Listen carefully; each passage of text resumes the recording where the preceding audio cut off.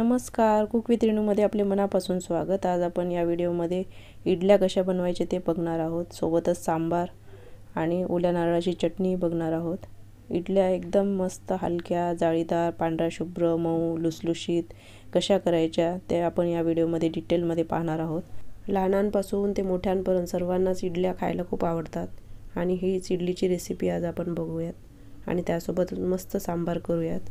हे सांबार मस्त आंबट, गोड, तिखट खूपच टेस्टी लागते आणि घाई गडबडीच्या वेळी आपण हे करू शकतो। तसेच आपण ओल्या नारळाची चटणी करणार आहोत। इडल्यांसोबत हे चटणी खूप छान लागते। इडल्या सॉफ्ट स्पंजी होण्यासाठी खूप साऱ्या टिप्स या व्हिडिओमध्ये मी शेअर केलेल्या आहेत, जेणेकरून इडल्या बनवताना तुम्हाला काहीच अडचणी येणार नाहीत। चला तर मग आपण रेसिपीला सुरुवात करूया। इडलीकरिता मी 3 वाट्या जाडा तांदूळ घेतलेला आहे। कोणताही जाड जुना तांदूळ आपल्याला वापरायचा आहे। रेशनचा तांदूळ असेल तरी तोही चालेल।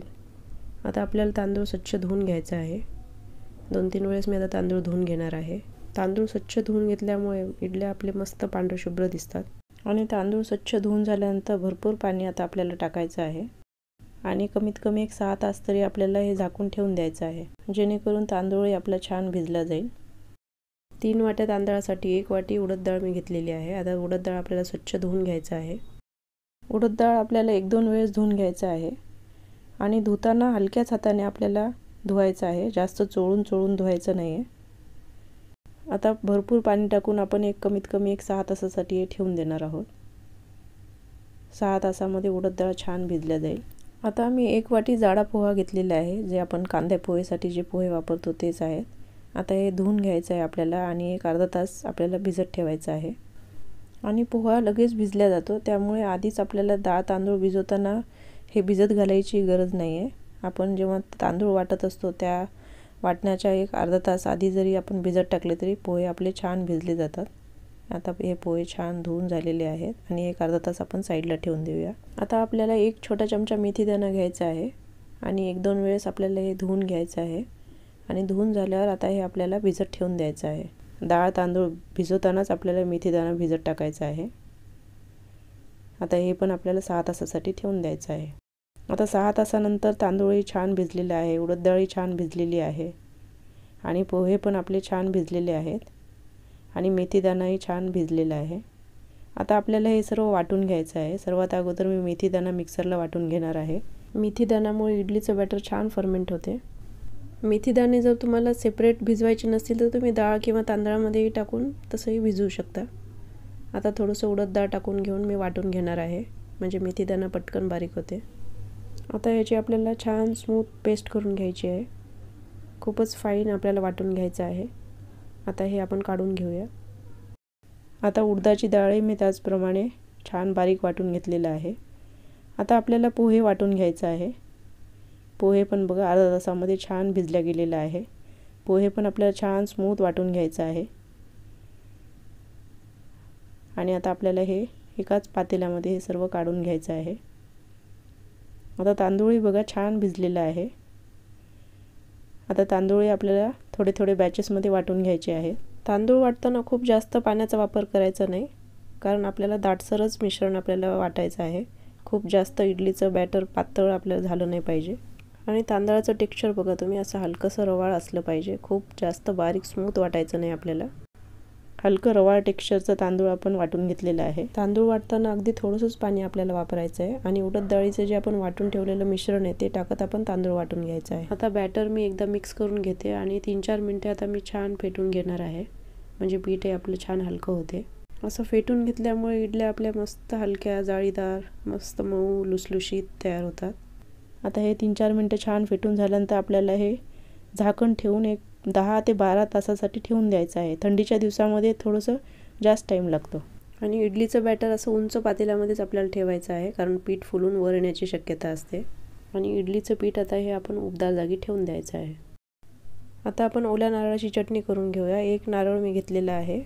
आता मी 1 पाव वाटी दालवा मिक्सरला फिरून घेणार आहे। बारीक पूड करून घ्यायची आपल्याला आणि यामुळे चटणीला बाइंडिंग येते।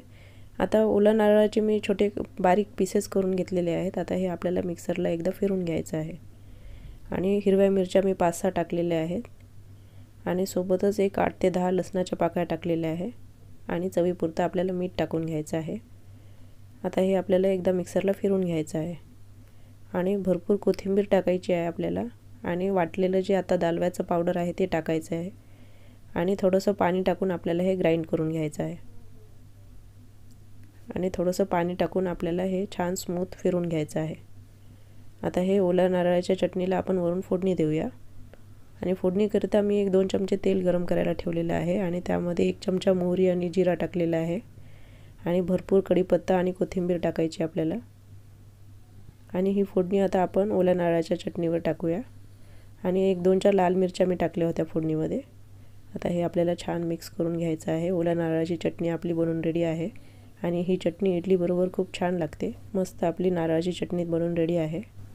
आता आपण सांबार करूयात। त्यासाठी मी 1 वाटी तूर डाळ घेतलेली आहे। आता तूर डाळ आपल्याला स्वच्छ धुवून घ्यायचं आहे आणि मी आज प्लेन सांबार बनवणार आहे भाज्या न टाकता।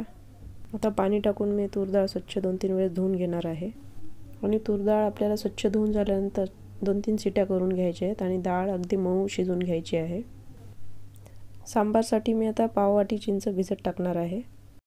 डाळ शिजेपर्यंत चिंच 10 ते 15 मिनिटांमध्ये छान भिजल्या जाते। आता मी हे तूर डाळ छान 2-3 शिट्या करून घेतलेल्या आहे। आता मी हे छान घोटून घेते आणि छान मऊ शिजलेली आहे डाळ। आता 1 पाव चमचा हळद मी टाकून घेतलेली आहे। सांबारसाठी डाळ अशी छान मऊ शिजल्या गेली पाहिजे। आता आपण सांबार करूया। त्यासाठी मी 2 मोठे चमचे तेल टाकलेले आहे आणि 1 अर्धा चमचा मोहरी आणि जिरा टाकलेला आहे आणि मोहरी जिरा छान तडतडलं की मग आपल्याला कढीपत्त्याचे भरपूर पानं टाकायचे आहेत। 2 मध्यम आकाराचे कांदे मी पातळ स्लाइस करून आता टाकत आहे। कांदा तुम्ही तुमच्या आवडीनुसार कमी जास्त टाकू शकता। आता हे आपल्याला 1 मिनिटभर छान परतून घ्यायचं आहे। कांदा आता छान परतून झालेला आहे। आता मी 2-3 मध्यम आकाराचे टोमॅटो बारीक चिरून टाकलेले आहे। हा टोमॅटो आपल्याला छान मस्त नरम परतून घ्यायचा आहे।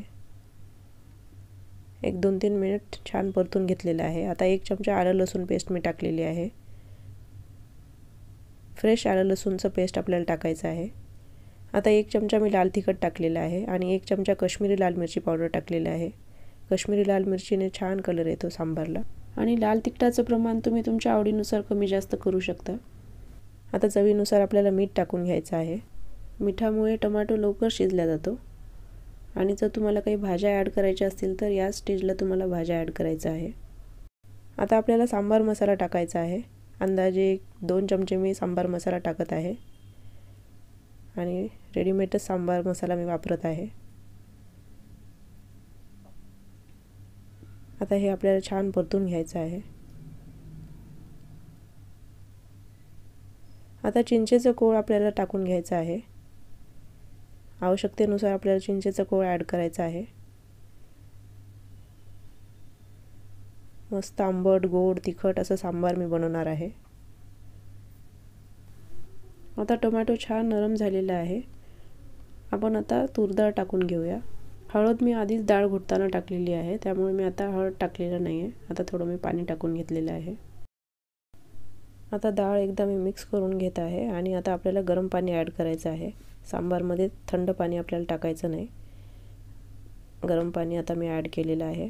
तुम्हाला किती पातळ घट्ट सांबार ठेवायचं आहे त्याप्रमाणे तुम्ही गरम पाणी इथे ॲड करू शकता आणि मी थोडंसं गूळ टाकलेलं आहे, आंबट गोड तिखट चव येण्यासाठी आणि आता वरून आपल्याला कोथिंबीर टाकून घ्यायचं आहे।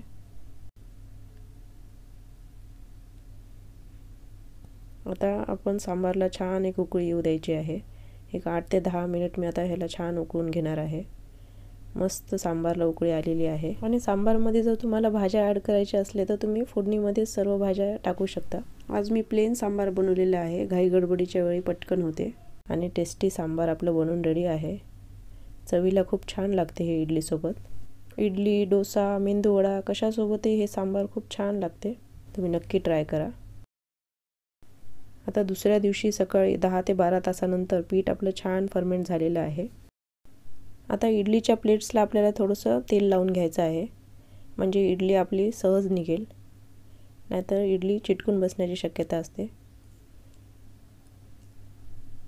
आता सर्व प्लेट्सला अशा प्रकारे मी आता तेल लावून घेत आहे, किंवा जर तुम्हाला तेल लावायचं नसेल तर मग ओला कपडाही तुम्ही या प्लेट्सवर ठेवू शकता, त्यामुळे इडली सहज वाफवल्यानंतर सहज बाहेर निघेल।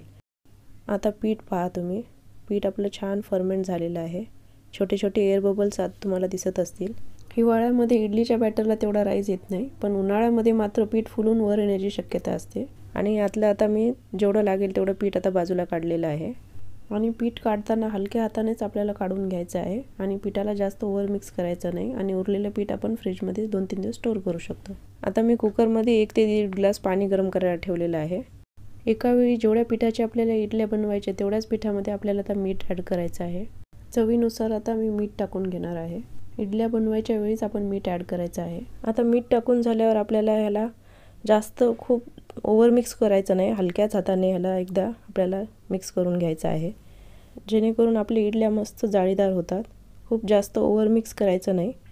आणि आपल्याला आता हे एक एक साच्यामध्ये आपल्याला भरून घ्यायचं आहे. आणि खूप जास्त बॅटर आपल्याला टाकायचं नाही, त्या प्लेटमध्ये मावेल इतकंच आपल्याला टाकायचं आहे. आणि अशाच प्रकारे आपल्याला सर्व प्लेट्स भरून घ्यायचे आहेत. आता दुसरी प्लेट ठेवताना होल त्या इडलीच्या वर आपल्याला ठेवायचं आहे, जेणेकरून खालच्या इडलीची वाफ त्या होलमधून वरती जाईल. आणि इडलीचं पीठ जर खूप गठ्ठ वाटलं तर थोडं पाणी टाकून आपल्याला ॲडजस्ट करायचं आहे. आता अशाच प्रकारे आपल्याला हे सर्व साचे भरून घ्यायचे आहे. इडलीचं बॅटर खूप गठ्ठ असलं नाही पाहिजे, नाही तर इडल्या आपल्या हार्ड होतात. इडलीच्या वरती होल आपल्याला ठेवायचं आहे. आता हे पीठ सर्व मी भरून घेतलेलं आहे. आता मी कुकरमध्ये आज मी वाफवणार आहे. कुकरमध्ये मी आधीच पाणी गरम करत ठेवलं होतं आणि छान खळखळून उकळी आल्यानंतरच आता मी हे स्टँड ठेवलेलं आहे. आणि शिटी काढून टाकलेली आहे मी, रबरची रिंग तशीच ठेवलेली आहे. आणि हाय गॅसवर मी एक 10 मिनिट ठेवून देणार आहे. आणि 2-3 मिनटं आपल्याला तसंच ठेवायचं आहे, नंतर हे ओपन करायचं आहे. आता हे सर्व प्लेट्स आपल्याला बाहेर काढून घ्यायचे आहेत. बघा किती मस्त जाळीदार आपल्या इडल्या झालेल्या आहेत. मस्त सॉफ्ट स्पंजी इडल्या झालेल्या आहेत. आणि बघा किती मस्त पांढरे शुभ्र आपल्या इडल्या झालेल्या आहेत. आता हे 1 मिनिटभर थोडं थंड करून घेणार आहे मी. आणि नंतर हे आपल्याला चमच्याच्या सहाय्याने सर्व इडल्या आपल्याला बाहेर काढायच्या आहेत. बघा किती मस्त आपल्या इडल्या झालेल्या आहेत. मस्त जाळीदार इडल्या आपल्या झालेल्या आहेत. खूप मऊ लुसलुशीत आहेत. आणि थंडीच्या दिवसामध्ये इडलीचं बॅटर फर्मेंट होण्यासाठी थोडा टाईम जास्त लागतो. एक 15 ते 16 तास तरी लागू शकतात. आणि आपले हे मस्त इडल्या छान झालेल्या आहेत. बघा किती छान स्पंजी आपल्या इडल्या दिसत आहेत. या पद्धतीने बनवलेली इडली सकाळी जरी तुम्ही बनवली तरी संध्याकाळपर्यंत अशाच मऊ लुसलुशीत राहतात आणि खाताना अजिबात घशात दाटल्यासारखे होत नाहीत. इडल्या आपल्या मस्त पांढऱ्या शुभ्र आणि स्पंजी झालेल्या आहेत. खूपच हलक्या आणि जाळीदार झालेल्या आहेत. एक मी आता तुम्हाला तोडून दाखवते. बघा किती जाळी आलेली आहे आपल्या इडलीला. खूप हलक्या झालेल्या आहेत इडल्या. या पद्धतीने तुम्ही इडल्या नक्की बनवून पहा. आणि जर रेसिपी आवडल्यास लाईक करा, शेअर करा, सबस्क्राईब करा. आणि वेळात वेळ काढून रेसिपी पाहिल्याबद्दल खूप खूप धन्यवाद. अशाच एका छान इंटरेस्टिंग रेसिपीने पुन्हा भेटूयात आपण नेक्स्ट व्हिडिओमध्ये.